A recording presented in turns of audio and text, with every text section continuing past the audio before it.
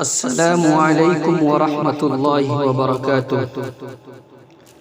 سامعین و ناظرین، میں آپ کے سامنے تربیتی اولاد کے سلسلے میں چند باتیں لے کر حاضر خدمت ہوا ہوں۔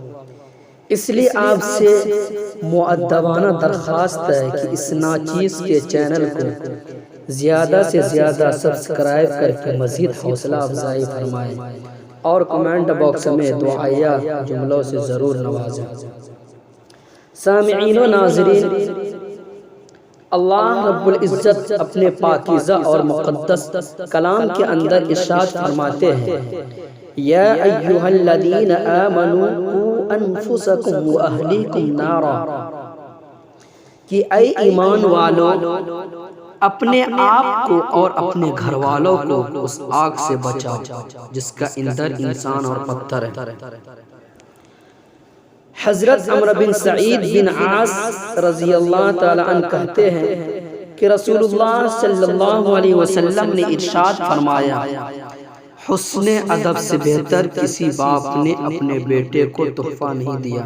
تمہید: اولاد اللہ تعالیٰ کی بیش بہا نعمت اور والدین کے لیے مستقبل کا قیمتی اثاثہ ہے۔ یہی وجہ ہے کہ ان کے وجود کو دنیاوی زندگی میں زینت اور رونق سے تعبیر کیا جاتا ہے، لیکن یہ اولاد رونق و بہار اور زینت و کمال کا سبب اسی وقت بنتی ہے سامعین جب انہیں زیور تعلیم سے آراستہ کیا جاتا ہے۔ بچپن سے ہی ان کی صحیح نشو و نما کا خیال رکھا جاتا ہے، انہیں ان کی دینی تربیت و پرداخت کو ضروری سمجھا جاتا ہے، نیز اسلامی و ایمانی ماحول میں انہیں پروان چڑھانے کا اہتمام کیا جاتا ہے۔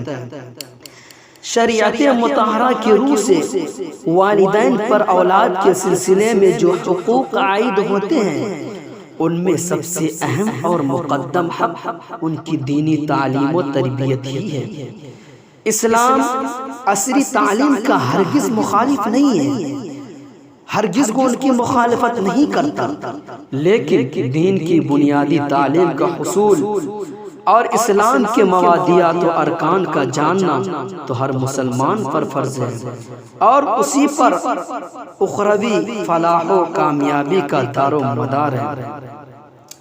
سامعین، نار جہنم سے بچنے کی فکر جس طرح خود کو کرنی ہے، اسی طرح اولاد کی یہ اہم ذمہ داری ہے، اسی طرح والدین کی یہ اہم ذمہ داری ہے کہ وہ اپنی اولاد کی بچپن سے ایسی تربیت کریں کہ ان میں دینی شعور پختہ ہو اور بڑے ہو کر وہ زندگی کی جس میدان میں بھی رہے، ایمان و عمل اور نیک صالح سے ان کا رشتہ نہ صرف قائم رہے بلکہ اولاد کی تربیت میں والدین کا کردار ہے۔ سامعین، قوم کے معمار، بچے مستقبل میں قوم کے معمار ہوتے ہیں۔ اگر انہیں صحیح تربیت دی جائے تو اس کا مطلب ہے ایک اچھے اور مضبوط معاشرے کے لیے ایک صحیح بنیاد ڈالی گئی ہے۔ بچوں کی اچھی تربیت سے ایک مثالی معاشرہ وجود میں آتا ہے، اس لیے کہ ایک اچھا پودا ہی مستقبل میں تناؤ درخت بن سکتا ہے۔ بچپن کی تربیت نقش علی الحجر کی طرح ہوتی ہے۔ بچپن میں ہی اگر بچہ کی صحیح دینی و اخلاقی تربیت اور اصلاح کی جائے تو بڑے ہونے کے بعد بھی وہ ان پر عمل پیرا رہے گا۔ اس کے برخلاف اگر درست طریقے سے ان کی تربیت نہ کی گئی تو بلوغت کے بعد ان سے بھلائی کی زیادہ توقع نہیں کی جا سکتی، نیز بلوغت کے بعد وہ جن برے اخلاق و اعمال کا مرتکب ہوگا اس کے ذمہ دار اور قصوروار والدین ہی ہوں گے جنہوں نے ابتدا سے ہی ان کی صحیح رہنمائی نہیں کی۔ نیز اولاد کی اچھی اور دینی تربیت دنیا میں والدین کے لیے نیک نامی کا باعث اور آخرت میں کامیابی کا سبب ہے، جبکہ نافرمان و بے تربیت اولاد دنیا میں بھی والدین کے لیے وبال جان ہوگی اور آخرت میں بھی رسوائی کا سبب بنے گی۔ سامعین و ناظرین، میں آپ کے سامنے تربیت کی حقیقت واضح کرنا چاہتا ہوں۔ یوں تو لفظ تربیت ایک وسیع مفہوم رکھنے والا لفظ ہے۔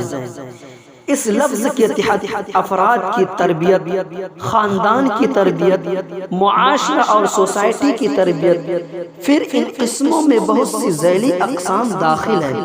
ان سب اقسام کی تربیت کا اصل مقصد و غرض عمدہ، پاکیزہ، با اخلاق و با کردار اور معاشرہ کا قیام ہے۔ تربیت دی اولاد بھی انہی اقسام میں سے ایک اہم قسم ہے۔ یوں تو آسان الفاظ میں تربیت کی تعریف اس طرح کی جا سکتی ہے کہ برے اخلاق و عادات اور غلط ماحول کو اچھے اخلاق و عادات اور ایک صالح پاکیزہ ماحول سے تبدیل کرنے کا نام تربیت ہے۔ میں آپ کے سامنے تربیت کی دو قسمیں بیان کرنا چاہتا ہوں۔ سامعین، تربیت دو قسم کی ہوتی ہے، ایک تربیت تو ظاہری ہوتی ہے اور ایک تربیت باطنی ہوا کرتی ہے۔ ظاہری اعتبار سے تربیت میں اولاد کی ظاہری وضاقت، لباس، کھانے پینے، نشست و برخاست، میل جول، اس کے دوست و احباب اور تعلقات و مشاغل کو نظر میں رکھنا، اس کے تعلیمی قواعد کی جانکاری اور بلوغت کے بعد ان کے ذرائع معاشی کی نگرانی وغیرہ امور میں شامل ہیں۔ یہ تمام امور اولاد کی ظاہری تربیت میں داخل ہیں، اور باطنی تربیت سے مراد ان کے عقیدہ اور اخلاق کی اصلاح و درستگی ہے۔ اولاد کی ظاہری اور باطنی دونوں قسم کی تربیت والدین کے ذمہ فرض ہے۔ ماں باپ کے دل میں اپنی اولاد کے لیے بے حد رحمت و شفقت کا فطری جذبہ اور احساس پایا جاتا ہے۔ یہی پیدری و مادری فطری جذبات و احساس ہی ہے جو بچوں کی دیکھ بھال، تربیت اور ان کی ضروریات کی کفالت پر انہیں ابھارتے ہیں۔ ماں باپ کے دل میں یہ جذبات راسخ ہو اور ساتھ ساتھ اپنی اپنی ذمہ داریاں کا بھی احساس ہو تو وہ اپنے فرائض اور ذمہ داریاں حسن طریقہ سے اخلاص کے ساتھ پوری کر سکتے ہیں۔ سامعین، تربیت اولاد احادیث مبارکہ کی روشنی میں اولاد اللہ تعالیٰ کی بہت بڑی نعمت اور امانت ہے۔ اس کی خیر خواہی والدین پر لازم ہے، اور دنیاوی خیر خواہی سے زیادہ دینی خیر خواہی پر توجہ دینے کی ضرورت ہے۔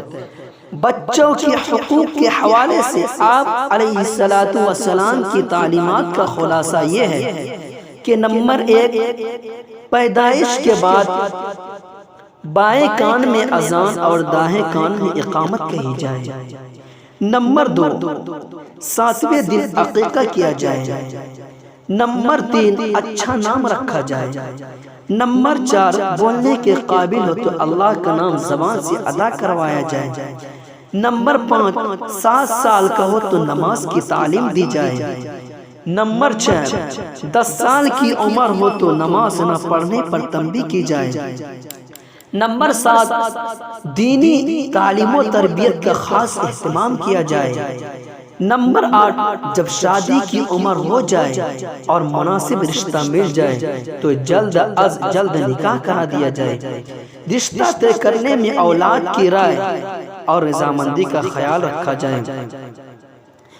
ابو رافع رضی اللہ تعالیٰ عنہ کہتے ہیں کہ میں نے رسول اکرم صلی اللہ علیہ وسلم کو دیکھا کہ حسن بن علی جب فاطمہ الزہرا رضی اللہ تعالیٰ عنہ سے پیدا ہوئے تو آپ صلی اللہ علیہ وسلم نے حسن کے کان میں نماز کی اذان کی طرح اذان دی۔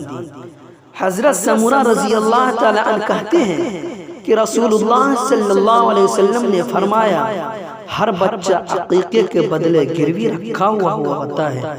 پیدائش کے 7ویں دن اس کا عقیقہ کیا جائے، اس کا نام رکھا جائے اور اس کے سر کے بال منڈوایا جائے۔ حضرت ابو دردہ رضی اللہ تعالیٰ عنہ کہتے ہیں کہ رسول اکرم صلی اللہ علیہ وسلم نے فرمایا کہ قیامت کے دن تم اپنے اور اپنے باپ داداؤں کے نام کے ساتھ پکارے جاؤ گے، لہٰذا تم اپنے نام اچھا رکھا کرو۔ حضرت جابر بن سمرہ رضی اللہ تعالیٰ عنہ کہتے ہیں کہ رسول اکرم صلی اللہ علیہ وسلم نے فرمایا، اپنے لڑکے کو ادب سکھانا 1 سا صدقہ دینے سے بہتر ہے۔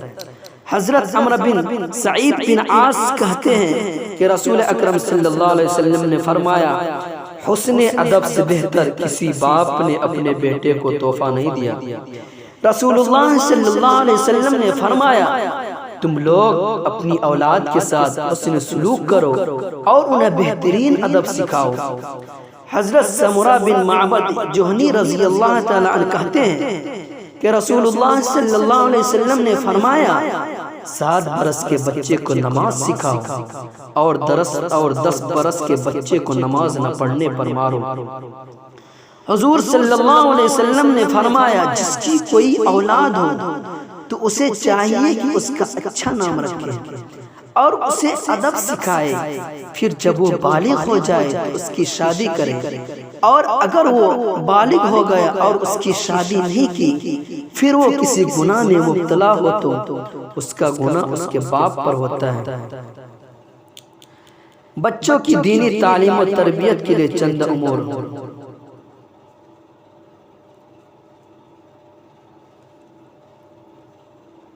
سامعین و ناظرین، اولاد کی تربیت کے لیے والدین کے لیے ذمہ داری ہے کہ وہ اپنی اولاد کو سب سے پہلے توحید کی تعلیم دیں۔ بچوں کی شروع سے ہی ایسی اسلامی تربیت کریں کہ وہ زندگی کی آخری سانس تک موحد رہیں۔ ان کا عقیدہ توحید زندگی کے کسی موڑ پر نہ لڑکھڑائے۔ بچوں کے ذہن پر ایام طفولیت سے یہ نقش کر دیں کہ جس ذات کی ہم عبادت کرتے ہیں اس کا نام اللہ ہے، وہ اپنی ذات و صفات میں منفرد ہے، اس جیسی کوئی نہ ذات ہے، اس کی بادشاہت میں نہ تو کوئی شریک ہے، ساری کائنات کا نفع و نقصان، موت و حیات، بیماری و شفا اس کے دست قدرت میں ہے، وہ غنی ہے اور ہم سب اس کے محتاج ہیں۔ جس وقت بچہ بولنا سیکھے سب سے پہلے اسے اپنے خالق و مالک اللہ کا مبارک نام سکھائے، پھر کلمہ توحید لا الہ الا اللہ سکھائے۔ حضرت عبداللہ بن عباس رضی اللہ تعالیٰ عنہ کی روایت ہے کہ رسول اکرم صلی اللہ علیہ وسلم نے ارشاد فرمایا کہ اپنے بچوں کی زبان سب سے پہلے لا الہ الا اللہ سے کہلواؤ۔ بچہ جب تھوڑا سا سمجھنے لگے تو اس کی سمجھ کے مطابق اسے حلال و حرام کی تعلیم دیں۔ اللہ کی وحدانیت کی تعلیم کے ساتھ ان کو حضور اکرم صلی اللہ علیہ وسلم کے آخری نبی و رسول ہونے کی تعلیم دیں، اور ان کو بتائیں کہ کل قیامت کے دن صرف اور صرف نبی اکرم صلی اللہ علیہ وسلم کے نقش قدم پر چل کر ہی دونوں جہاں کی کامیابی و کامرانی حاصل کی جا سکتی ہے۔ سامعین و ناظرین، بچوں کو قرآن و حدیث کی بنیادی تعلیم سے روشناس کریں۔ اب عمومی طور پر ہمارے بچے اسکول و کالج میں پڑھنے جاتے ہیں، یقیناً اپنے بچوں کو ڈاکٹر، انجینئر بنائیں، لیکن سب سے قبل اس کو مسلمان بنائیں۔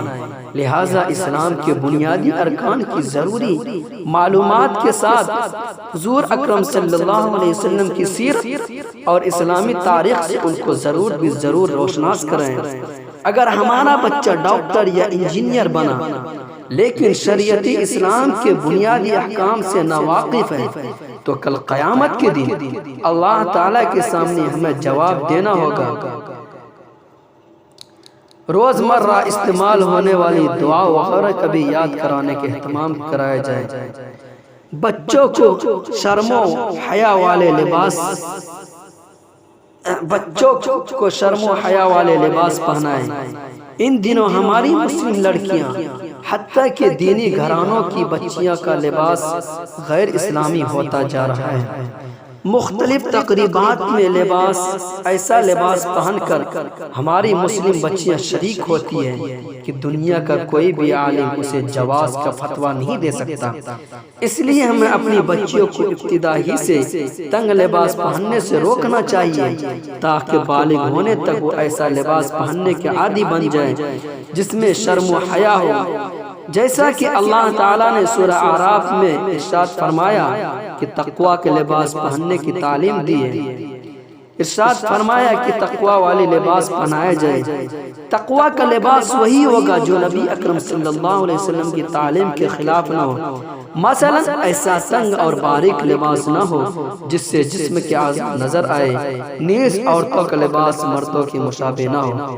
سامعین و ناظرین، ہم اللہ رب العزت سے یہ عہد کریں کہ اللہ رب العزت ہمیں اپنی اولاد کی زیادہ سے زیادہ شریعت مطہرہ کے روح سے تربیت کرنے کی توفیق عطا فرمائے، اور اللہ رب العزت ہمیں نیک صالح اولاد کی تربیت کے ذریعے سے ہمیں ذریعہ نجات کا باعث بنائے۔